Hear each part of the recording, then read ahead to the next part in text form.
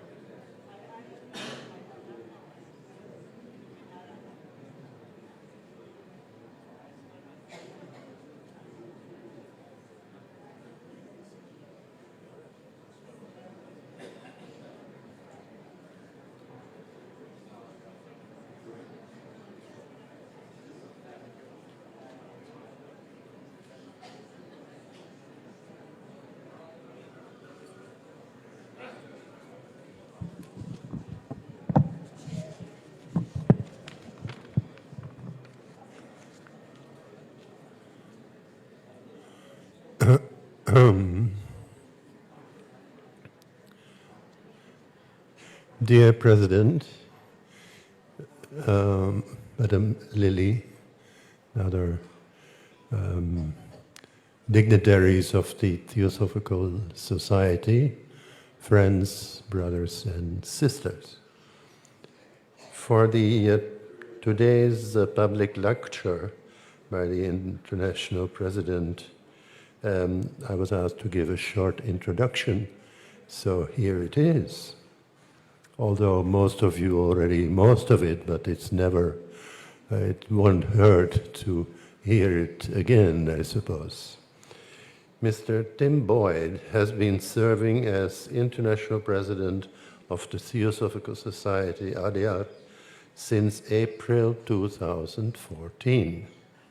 He was born in New York City and lived there for 17 years until he left to attend Brown University in Providence, Rhode Island. From there, he moved to the University of Chicago, where he was an honors graduate with the Bachelor of Arts degree in Public Affairs. He joined the Theosophical Society in America in 1974, and together with Bill Lawrence, a TS member and mentor, and others, he founded a Theosophical spiritual community in Chicago's inner city. The group held classes on the ageless wisdom, meditation, and healing. In 2007, he became president of the Theosophical Order of Service, TOS, USA, and in 2011, he was elected president of the TS in America. Tim's involvement with the Theosophical Order of Service and the Chushul orphanage in Tibet led to an audience with the Dalai Lama, which resulted in the TS in America sponsoring his visit to Chicago, that is the Dalai Lama's visit to Chicago, in July of 2011. A two-day event attended by 10,000 people. Tim was elected as International President of the Theosophical Society in Adyar in 2014 and to a second 7-year term in 2021. So I would say no more, your presidency.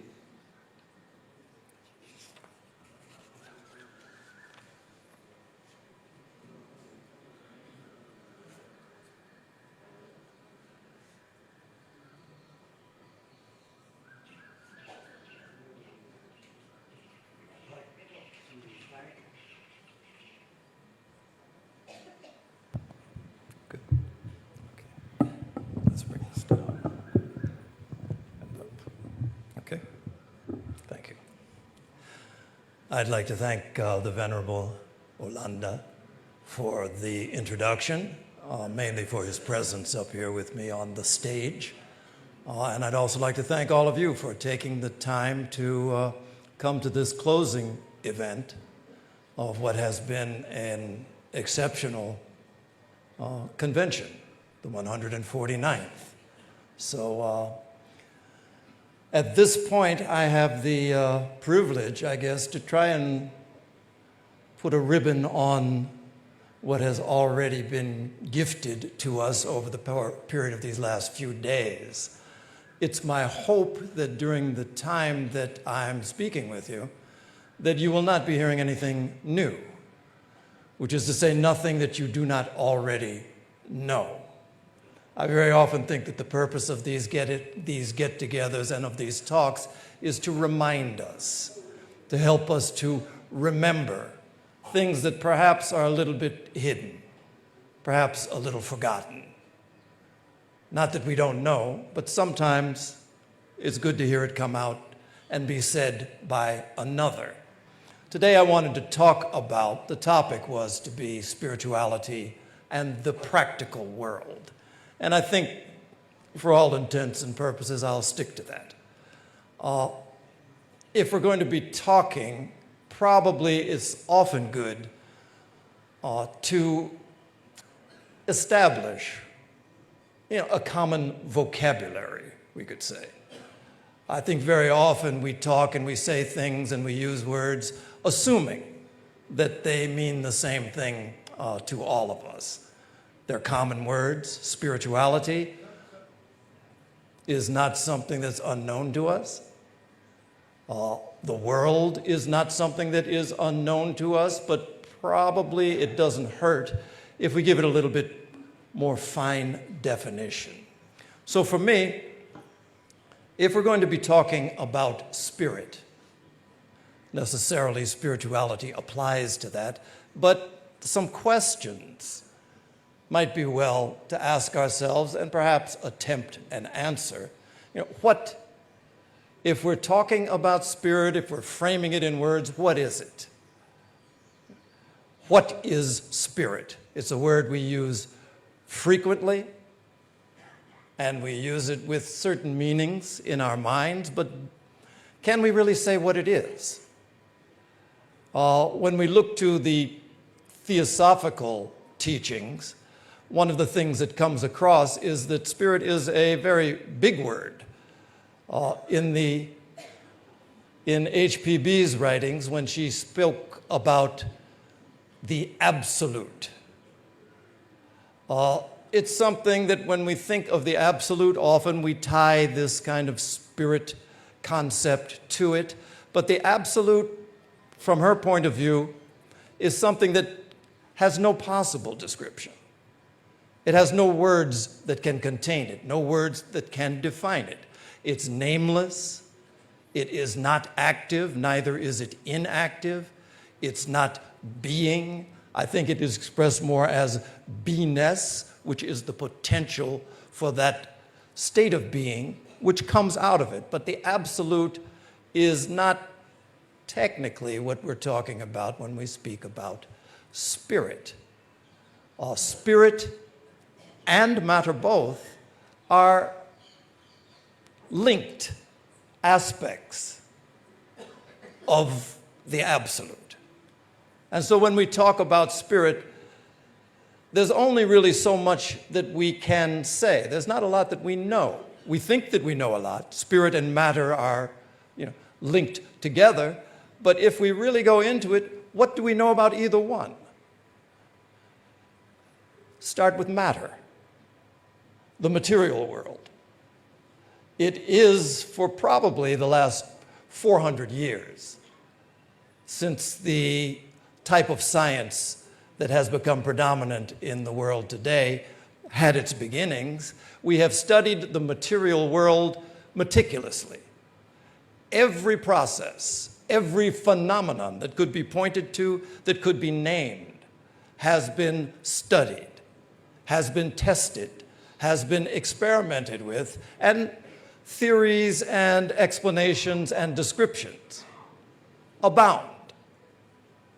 So much so that in the face of the voice of science, everyone tends to quiet down. That's the authority when it comes to all things. But probably as many, if not most of you know, science today has some issues that it is facing. And it's bold enough to face them. But for instance, this material realm that we feel we know better than all others, what has been discovered, and it's not a recent discovery, is that everything that we know about matter and the material universe probably amounts to approximately 4% of all that is there. There has become this term that has been developed, which is dark matter. and dark energy.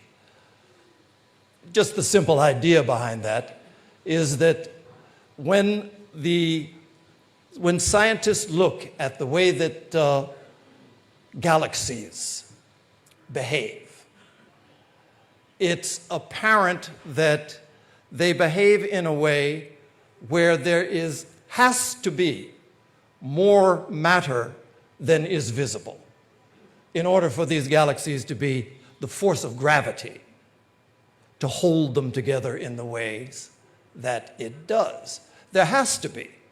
But for whatever reason, that matter cannot be seen, cannot be tested, cannot be identified, but mathematically, it has to be there. So what do you do with that?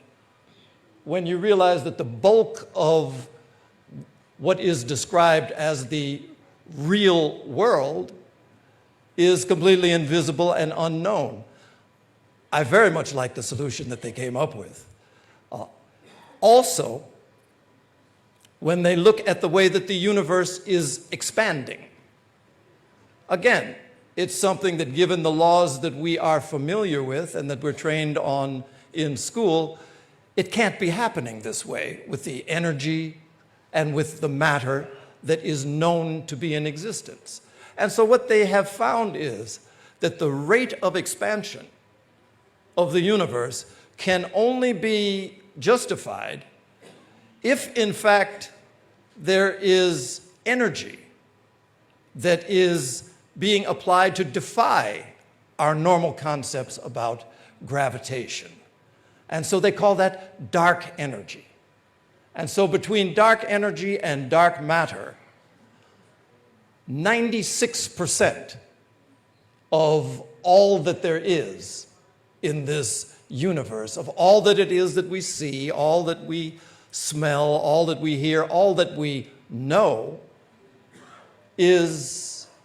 their word is dark. You and I in conversation would probably use the word is unknown.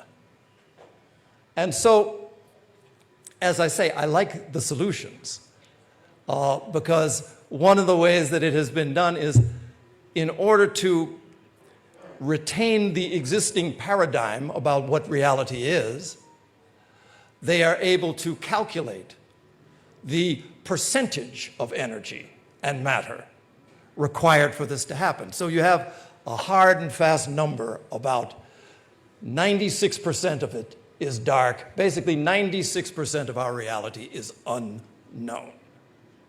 That's just on the matter side. So spirit, the same sort of thing applies. We'll talk a little bit about what it is we do know, what we can know, but the limits of it, the extent of it, is not something that at our stage of unfoldment is in any way knowable. So what we end up doing is dealing with what it is we do know and trying to extend from that, use that as a platform for our growing understanding.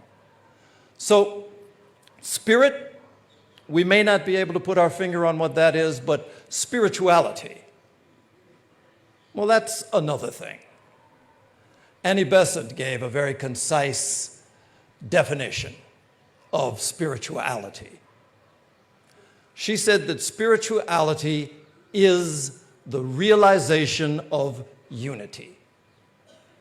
It is the seeing of oneness in all things.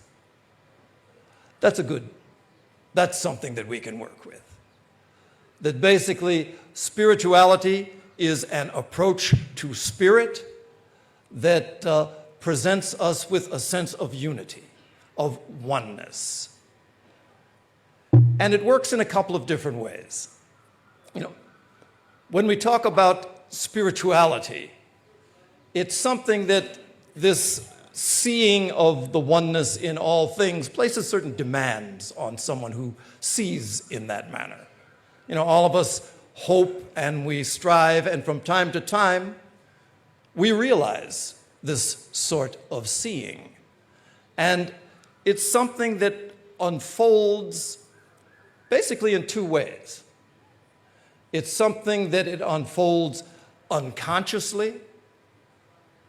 And HPB's description of this state of unfoldment is that it unfolds due to what's described as natural impulse. Basically, we're pushed by nature, we're impelled, we're blown here and there, and ultimately, if we bounce around enough, they call it the school of hard knocks in the United States. If you have enough hard knocks, you open your eyes and you learn. You could call it cultivation of consciousness through crisis. And one of the things that does seem to have some merit is the idea that we as a human family, while there are other ways of learning, that very often we create the crises for ourselves that advance us in our understanding. There's a story in the Buddhist tradition that talks about two children in a house that's on fire. They're playing a game. The house is burning down around them, but they are so fixated on the game that they're playing that surely they will be carried out by the flame. It will engulf them. In that particular story, they're coaxed out of the house by an enlightened being showing them two playthings that attract their attention.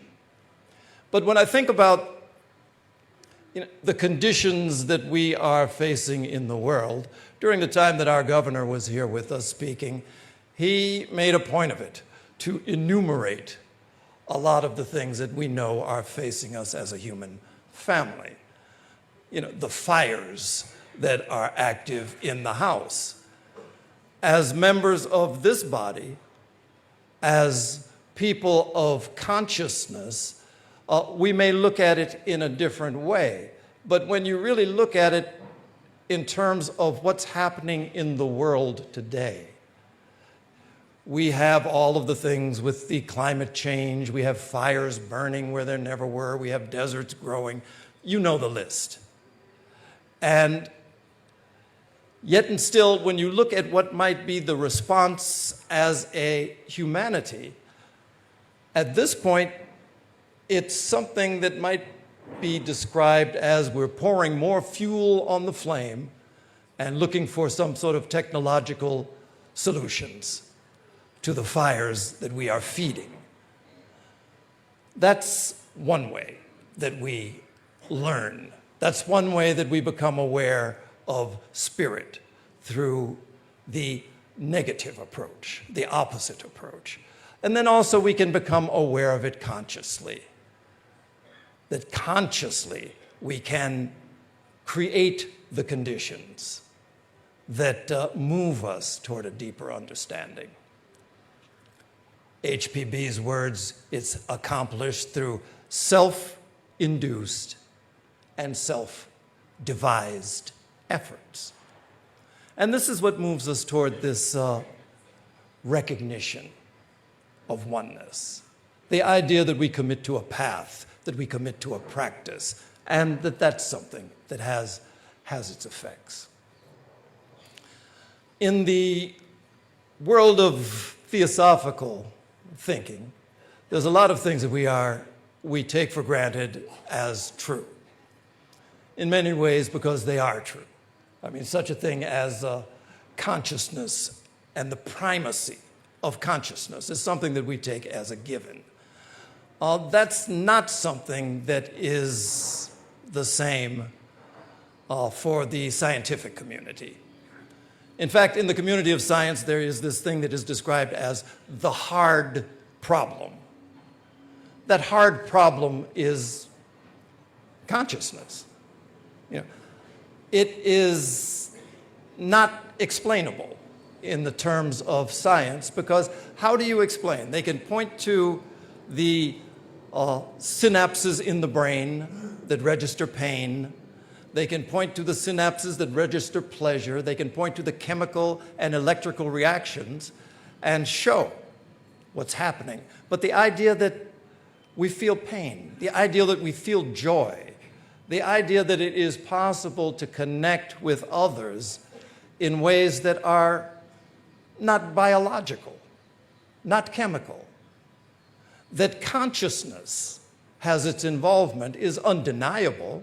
I mean, obviously it takes consciousness to even analyze the problem, but it can't be measured. It can't be quantified. And that's what is spoken of as the hard problem. And I think in many ways, spirit is similar. I mean, spirit is similar in that it is something that for the scientist, for those who approach spirit from the point of view of a spiritual scientist, it's something that also, it's not measurable, but we are aware of it. And we experience it. And we know the reality of its existence. But it's this whole idea, many of the religions of the world, all of them in fact, any spiritual tradition really is one that invites us to a scientific approach to our own unfoldment. The idea that we are here to experiment, and that the religions of the world, the great teachers of the world, provided us with formulas, with experiments, with theories about the inner life that, as with anything that's scientific, is testable, is repeatable. You take something like the voice of the silence. There's this little phrase that says, self-knowledge is of loving acts the child. It's beautiful, it's poetic, but it's also something that lends itself to experimentation. These great truths are spoken, not just for you to sit and say, nod your head and say yes, but for your own experimentation with which you either find that it's true or it's not. And so how do you approach an experiment related to self-knowledge is of loving acts the child? I mean, for me, what is it that is meant by loving acts? And if those can be identified, and if I can incorporate that in my behavior, in the laboratory of my own consciousness, loving acts, persisted in for a sufficient amount of time, does it in fact lead to this thing of self-knowledge? That's what they ask us to test. All of these different aphorisms and phrases that we quote from the Bible, from the Quran, from the Bhagavad Gita, from the Dhammapada. Buddha says that all that we are is the result of what we have thought. Is that true? Is that testable? He says that if you think an evil thought, then you experience pain. The way it's described in the Dhammapada is that pain follows you like the wheel follows the oxen that pulls the cart. It's beautiful. There's all these poetic scientific formula. If you act with a pure thought, then happiness follows you like a never-departing shadow. It's beautiful. But it's also intended for us, for our experimentation, to determine from our own experience whether or not these things are true. That's the beauty of it. So when it comes to spirit, even though we can't put our finger on it, even though we can't grab it, we do experience it. I can remember many years ago, I was in France, and I was invited to have lunch. And it turns out that the person's house where I was having lunch was, for whatever reason, it was situated right in the middle of acres and acres of sunflowers. They grew the sunflowers for the seeds and for the oil. And so sat down in the afternoon on a very nice sunny day. And one of the things that is very typically French is that meals go on a long time. It's like you sit down, and I was talking today with one of our members from France. They said when you're sitting for lunch in France, the conversation always turns to, okay, what are we going to do next for dinner? Because they run together. Good conversation, course after course of different foods, and it's wonderful. But during that time, the thing that really impressed me was not the food. I don't remember the conversation. But what impressed me was this, that as I sat there, periodically I'd look out the window. And I have seen it before, where a sunflower tracks the sun as it moves across the sky. But to see it where you have acres, where as far as you can see is sunflowers, and all of them following the pathway of the sun, was something that impressed me very deeply. And to me, it's a model, in a way, of our experience, our approach to spirit. We know it's there. We lean toward it wherever we find it. I remember many years ago, I was fortunate enough to be somewhere where the Dalai Lama was talking to a group of people, and it was right around the time of the Tiananmen Square occurring in China. And he was talking about this fact, what was to him a fact. This was a country where for more than 2 generations, any sort of expression of spirituality or religion had been suppressed. It wasn't something that was permitted, it wasn't something that was allowed. And so it was something that the assumption was that it would die, it would wither. With this Tiananmen Square uprising, what he witnessed was this outflowing of compassionate activity toward its nation, towards its people. People were willing to stand in front of tanks in order to have this expression of a potential of freedom for themselves and for others. Compassion, it seems, is something that is hardwired in all of us as human beings. And if you think about it, family structures, societal structures, wherever we look, they are structured really with the intent that we serve and we protect the weakest among us. With a family, everything is sacrificed for the child. There's nothing that's held back in a family that is deemed to be healthy, that is deemed to be appropriately attentive to parenthood. The weakest among us is the one that attracts our deepest attention. The weak, the elderly, the sick, the poor, the hungry, these are the ones where in healthy societies, there are structures that are built in order to serve the weakest among us. And when we find that we are in a situation, either in a nation or in a family or in a world, where that becomes something that is ignored, something that is not attended to, we feel unease. Very often it's the cause of uprisings throughout history where certain populations have been abused. And that needs to be corrected. I think in many ways in the world today there is a sense of unease, that there are things that we can point to that require correction and that require the reestablishment of what are inner, natural, native values and practices that are spiritually oriented. The whole idea of compassion, it's described in many ways.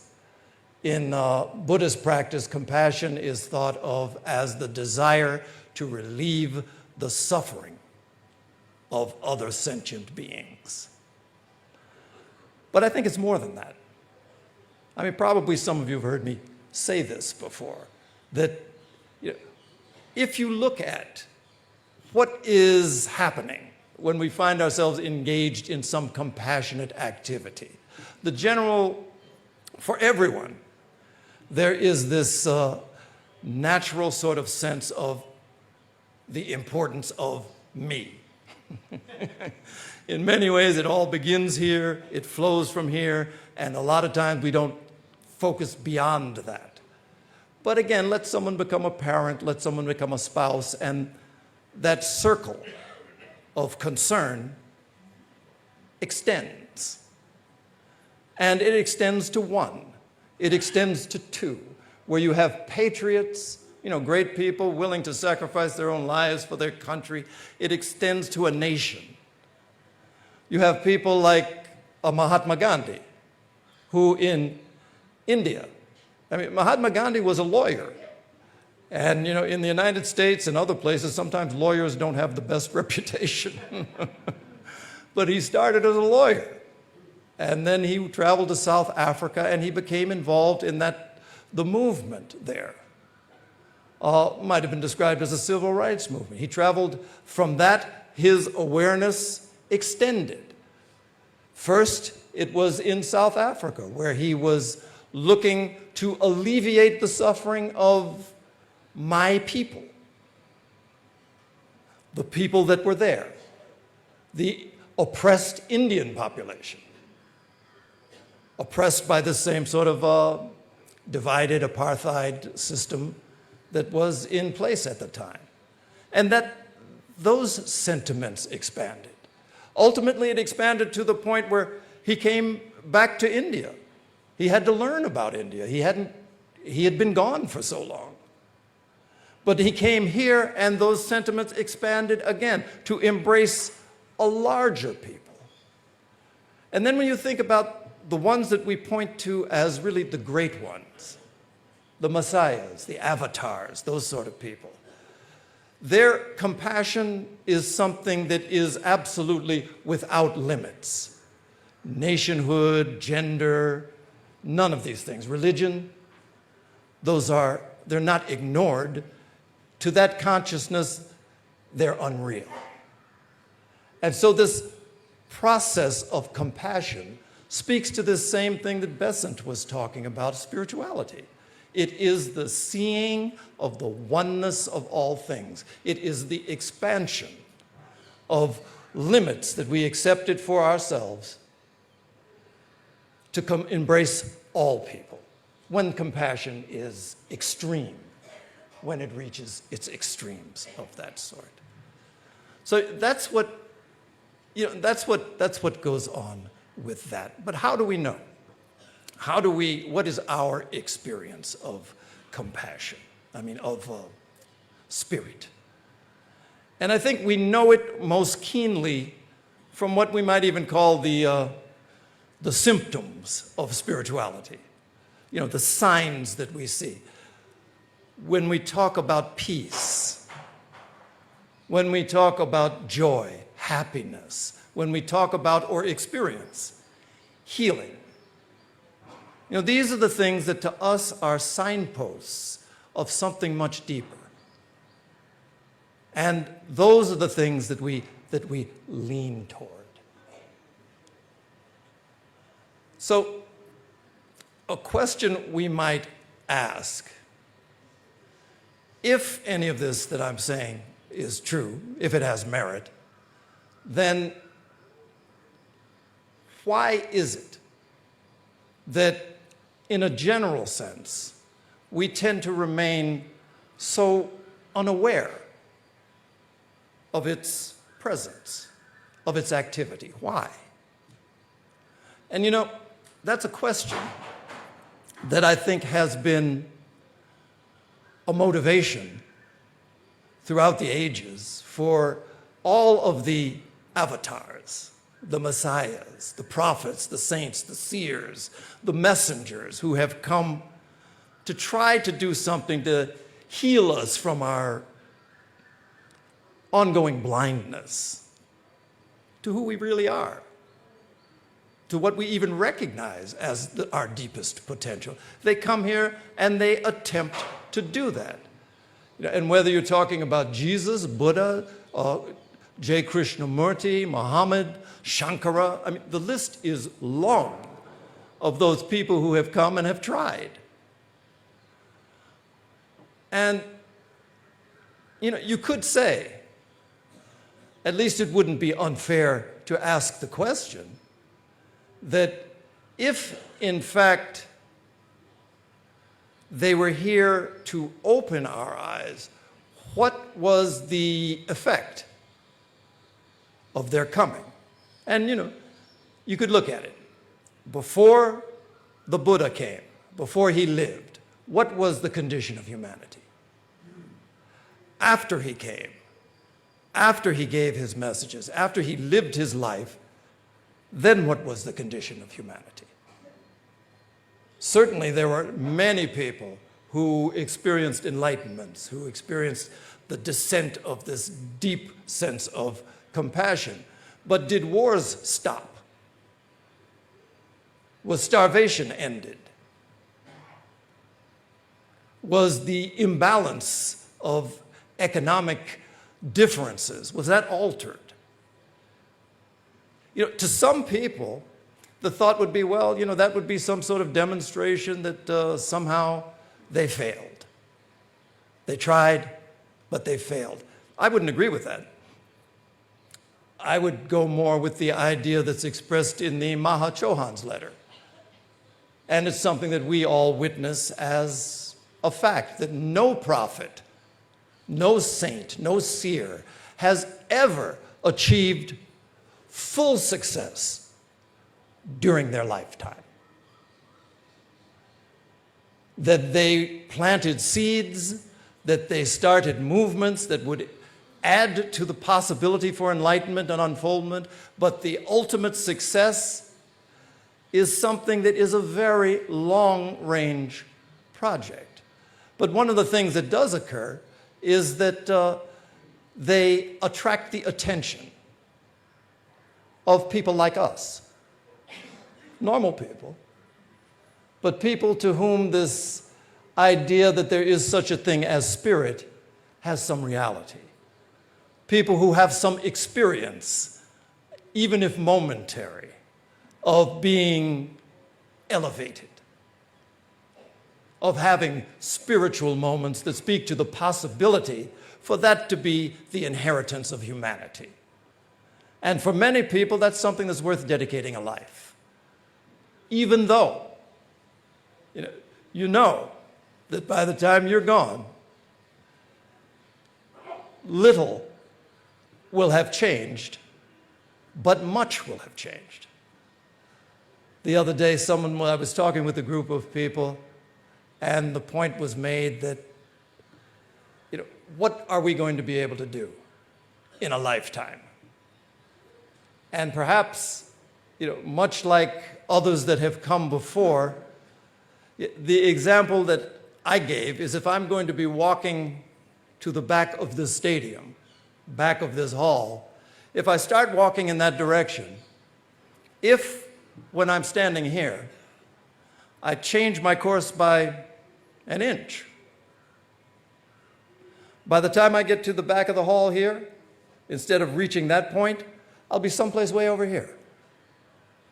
That our capacity to influence ourselves and others, we can't ever forget that that's a power, and that we are playing in a long range.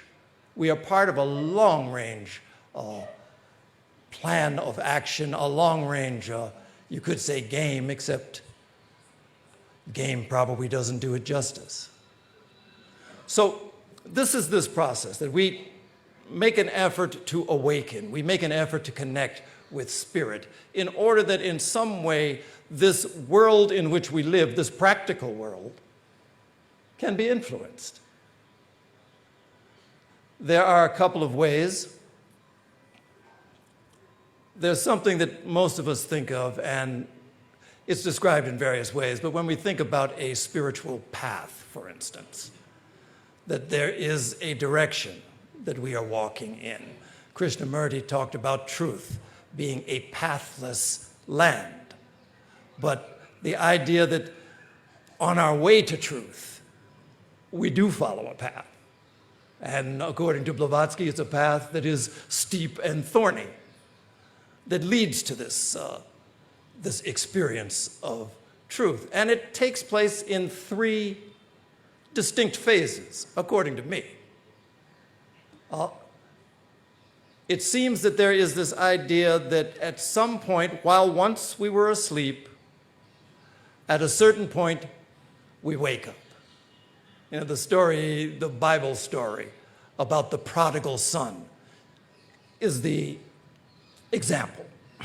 A son who leaves the house of his father, who has everything, who gives everything to him, the house of universal consciousness, and goes out on his own, you know, incarnates, ultimately incarnates in a distant land, you know, the land that we're inhabiting, the land of matter, you know, living in a material body, and finds himself completely cut off, forgotten about his divine heritage. But a point comes where that person awakens.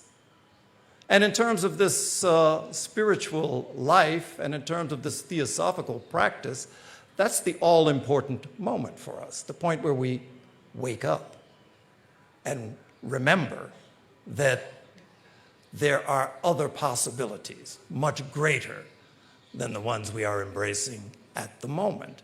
And that sets something into motion. Once there is this awakening, then the bulk of the journey, you know, you reach home and you meet the father, you hug, you know, the son meets the father, hugs him, is happy to have him home. But along the way is the main part of this journey, where a process of purification, that we try to purify, try to change those things that have been impediments, that have blocked us along the way. You know, before we even get to that, part of the question that we have to ask ourselves is why? You know, if all of these things are true, if we have this potential, why is it that we are so resistant to truth? Why is it that time and time again people can come and live their lives and die trying to communicate to us about what is truth and how we can get there and how we can experience? What inside of us makes us so resistant? Because if we can see that, then we can free ourselves. The poet T.S. Eliot, he was a Nobel poet, Nobel laureate poet some years ago. In one of his poems, he makes the point that we are distracted from distraction by distraction. I love that. We are distracted. And you know, in order to continue our distraction, we distract ourselves from distraction by further distraction. And I think all of you who own cell phones can point to the reality of that. People like J. Krishnamurti came and spent, you know, 60 years of his life trying to make a point.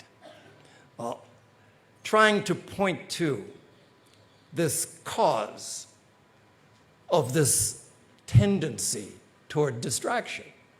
And he would use such things as the conditioned mind, you know, that we are continually being conditioned by our own thoughts, by the thoughts of others, that there is this conditioning, these layers and layers of conditioning that we live through that block us from any experience. We are so insulated from reality by all of this conditioning. The idea that there is memory, the overwhelming importance of what we remember, and how we try to live out of these memories that have happened before, that control the way we behave now. I have a good friend who loves, there's an expression by Confucius that he loves to quote. And Confucius apparently said, my tailor, I consider my tailor, the one who sews his clothes, to be the wisest man I know, because every time that I see him, he measures me anew. I mean, it's clever, it's funny, but the point of it is, do we do that? You know, yesterday, you hurt my feelings. Today, you're that person who hurt my feelings. And I don't want to have anything to do with you. You know, years ago, you spoke badly about my family. And so, you know, you are persona non grata in my house. You know it because we all have done it. So there is this quality that remains unseen. You know, the fact of it is that seeing is healing. You know, there are no drugs required to heal. There's no drugs required to relieve ourselves from a certain sort of blindness. Seeing. But in this process of purification, you know, that's where it becomes very, very important to be able to assess ourselves. And again, we can do it, as I said, consciously, or it can occur unconsciously. They say there's something called the first law of wholes. And I don't mean holistic. I mean a hole, like a hole in the wall or a hole in the ground. The first law of wholes is that if you ever find yourself in a hole, the first law is stop digging. Don't make it deeper. You know, this is a spiritual law, you could even say. Don't make it deeper. Do no harm is what the Buddha said. First thing. Do no harm, that stops the digging. Do good. That starts the process of climbing out. Purify your minds. That's the one that gets you up to the edge and gets you functional back in the world again. You know, these are the things that are involved in this process of purification on the long road of return to a state of oneness, to the realization of oneness that Annie Besant spoke about. This is a process that's described. And ultimately, you know, there's awakening, there's purification, and then there is realization. You know, that moment when, in fact, in the example of the prodigal son, where he steps once again into the land of his father, and his father greets him and gives him all good things. That sort of thing is the moment of realization. The moment when we realize that, in fact, the grace and the goodness of this universe within which we live, move, and have our being is continuously present. And that we find ourselves present for the first time. The first time because this time we're actually aware of it. No different than what it is right now sitting in these seats. But this time we're aware. And that changes everything, the awareness. So really what I'd like to do, I think we're very familiar with all of these ideas, all of these principles, when it's applied to our own unfoldment. I think these are things that we try to cultivate, you know, ability to see, an ability to act. We try to be aware of the obstacles that we have created and try to do something to alleviate them. I was very much impressed when our governor from Tamil Nadu spoke the other night, with some of the things that he said especially. And part of the idea that was expressed by him was about the power of collective action. You know, it's easy and it's necessary that we focus on our unfoldment, because if we are not in a state of usability, then, you know, we don't serve much of a purpose. So, but then what? You know, along the way, do we wait until we are enlightened before we try to do something that is healing to the world and to each other? And so that's something that is, it's not something that's absent from my thinking. And it's not something that is absent from the way it is that we have tried to approach the things that we do here at Adyar. And so to me, an example of a possibility is no farther away than this place. Annie Besant described this as the Master's home. And it's not idle words. I think everybody who has been here has at some time felt something more exalted than just beautiful nature and camaraderie among those of us who are here. I think most people have had some sort of experience, whether it's explicable to us or not, we feel. But this has been described as the home of the Master. And historically, particularly coming from Besant's point of view, it's something that had been verified. You know, that during her time here and during the time of Alcott and the time of HPB, the presence of the Masters of the Wisdom was not infrequent at all. And so she's emphasized that. So in this place, you know, part of the experience of being here and working with this, if it doesn't change you, then it's because you're not paying attention.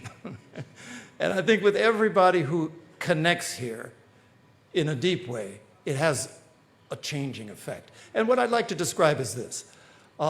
In many ways, I look at it as a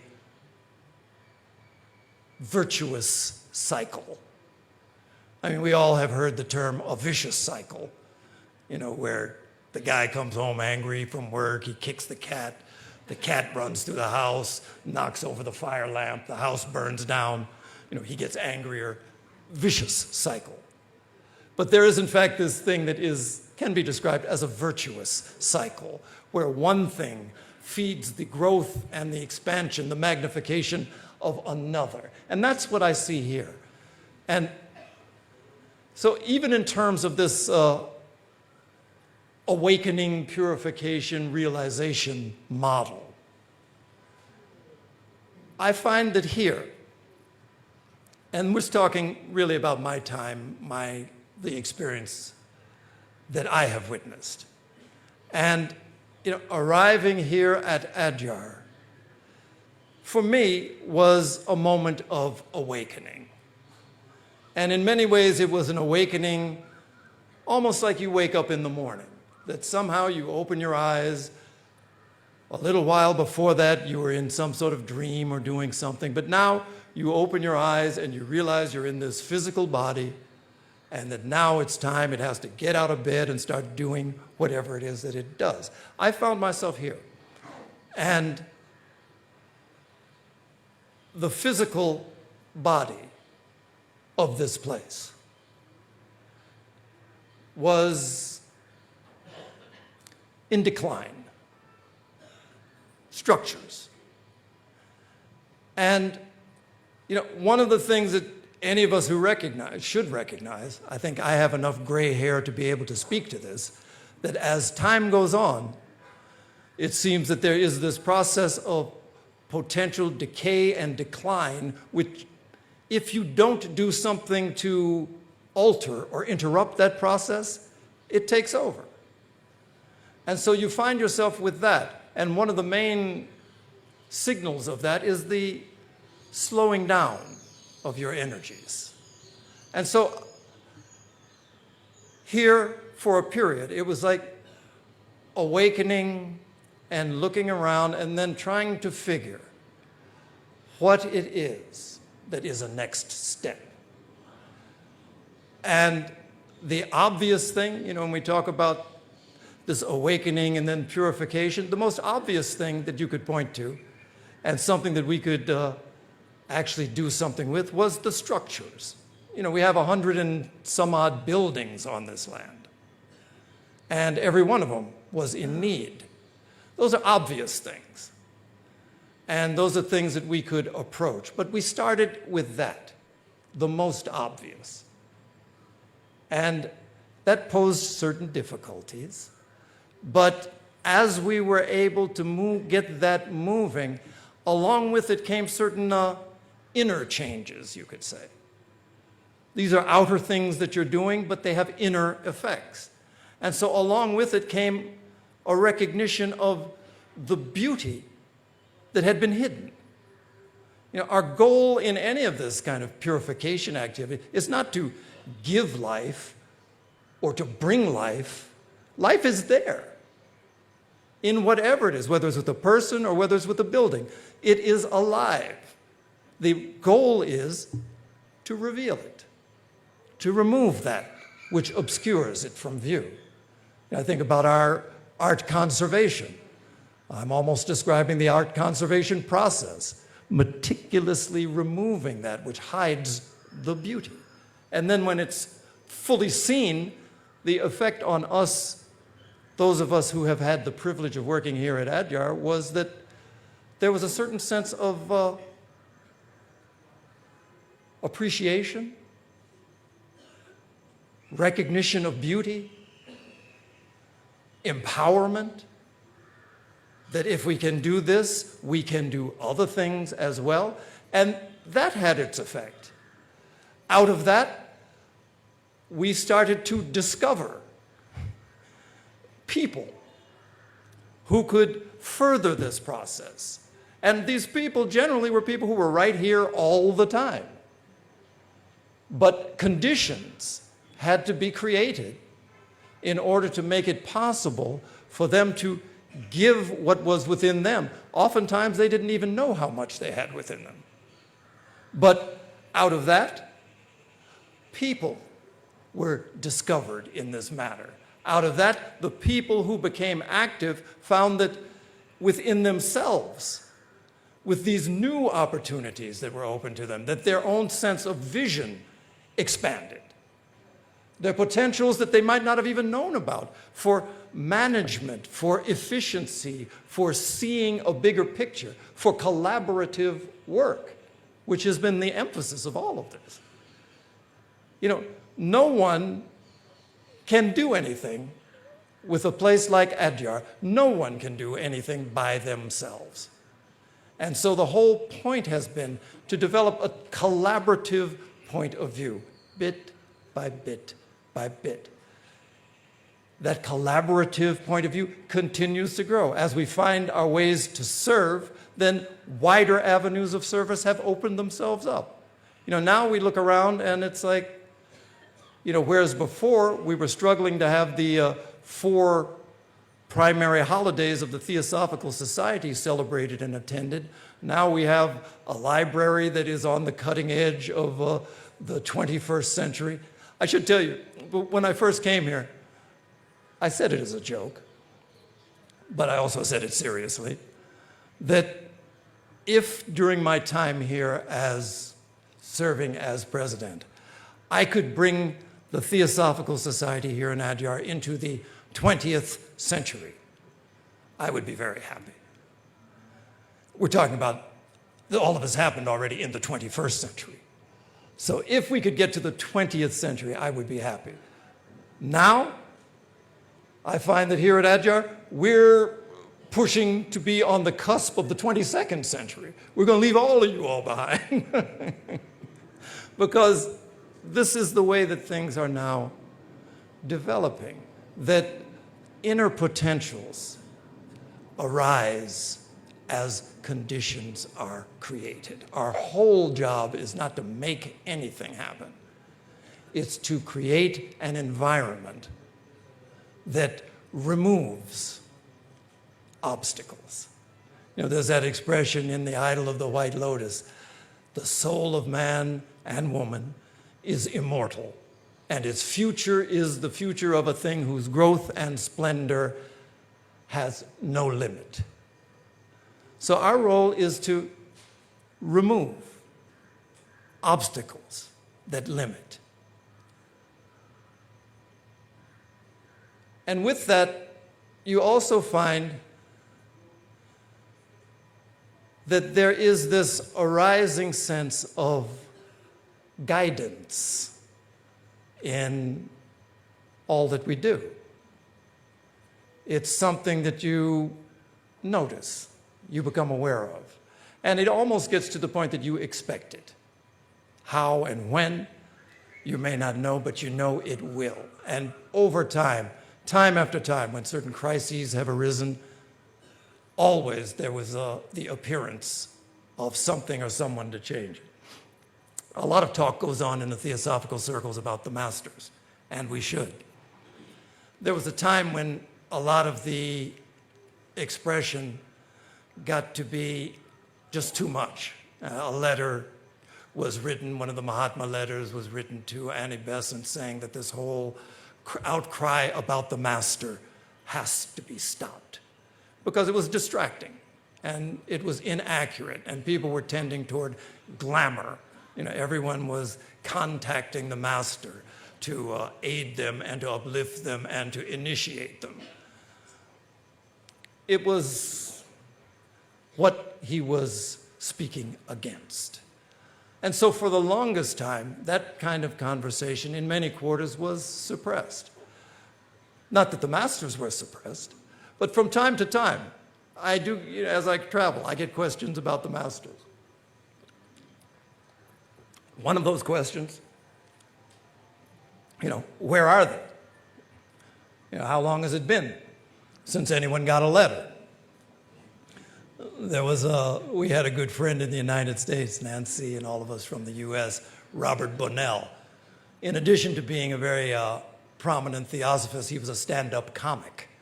And every year during convention, he would do a stand-up comedy routine. And one of his lines was, I didn't get a letter. Talking about, I did all this good, but where? I didn't get a letter. So I have even been asked if I have ever received a letter from the Mahatmas. And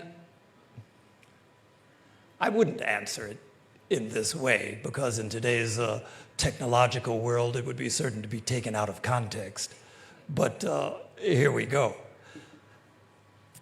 If I were to be asked and to answer truthfully, but perhaps not in the sense that the question is intended, have you ever received a letter from the master?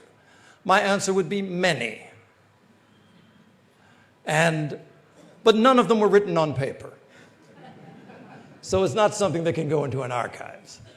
But letters from the master, particularly in my experience here at Adyar, have been many. But it seems as if these letters have been written on the hearts and in the character of many of the people who have come here to help to make this work that we are attempting to grow. That's a letter from the masters, received, thankfully. And quite honestly, we find ourselves walking around and sharing this campus with many of those letters. I know them. They have names.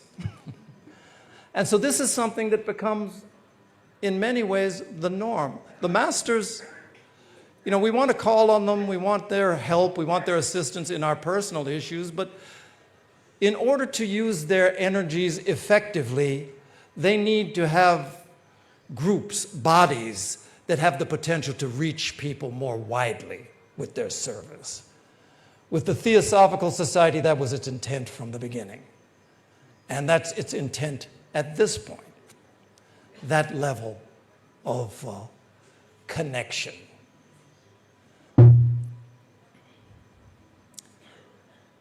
I have to say, this is something just about me.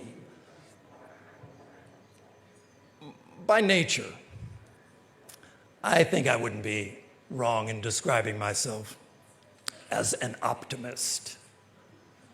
I believe in bright things. And my experience tells me that I'm not wrong. Actually, you could make the argument that the optimist is always right I would make that argument, certainly. But the optimist is always right, maybe not in the short term, but in the long term.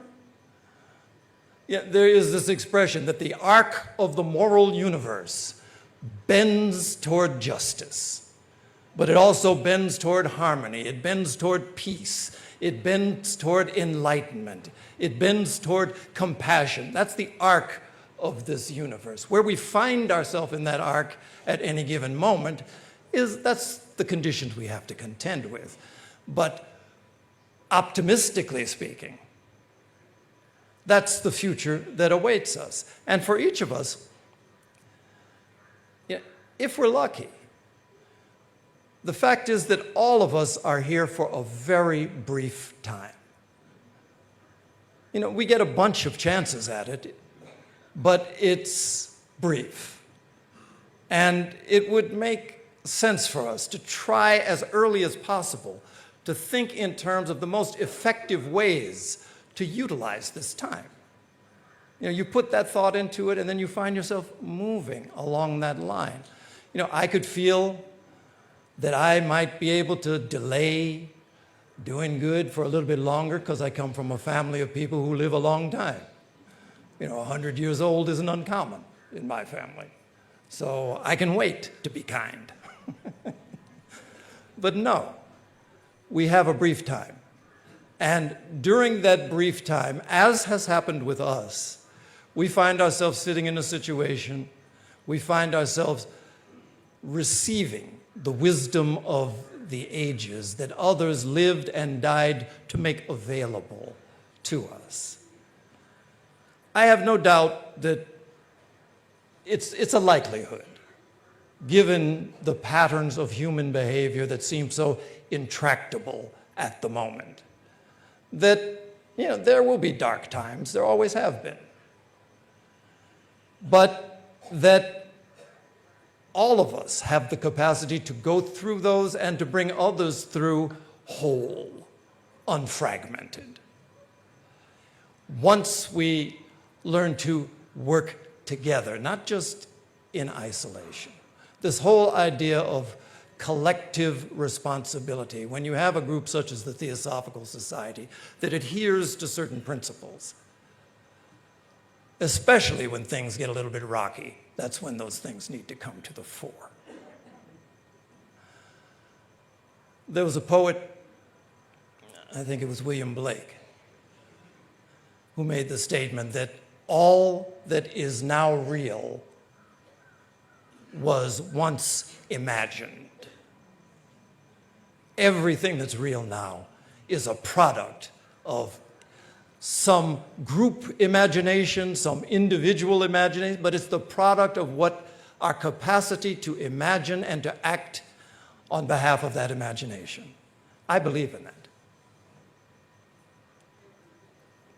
And what I would ask is that as a body, that we lend ourselves toward that kind of dreaming, that in some way we find the capacity to dream a world together, to call that world into being, because it's waiting just on the other side of this imagining process. And again, I say that because time after time here, I've seen it. When I look at what we're doing here now, you have all of these things that came out of nowhere. An arts conservation project, Adyar eco-development, the library growing in the ways that it is. It's just one thing after another that was not here, that is flourishing, and that is painting the way for others and for other possibilities. So I think in closing the convention, I want to thank you, as always, not just for your attention, but for the energies that you have brought to bear over these 4 days. It's been a good time, as it always is.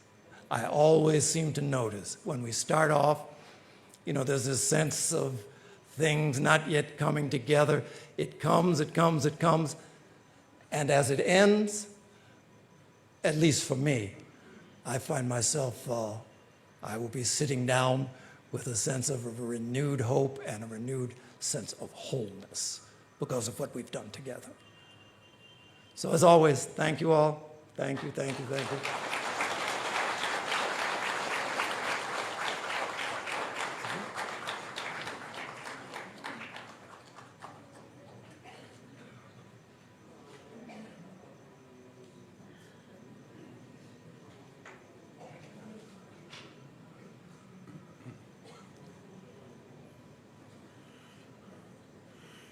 Well, Tim, thank you for that very, very informative and elevating and inspiring talk for everyone. Something to think about, to do, and therefore it will have its ripple effects, I'm pretty sure. And thanks once again for this beautiful talk, which everybody, I suppose, has liked similarly. And wish everyone, after this convention, that you may go your own ways in peace and happiness.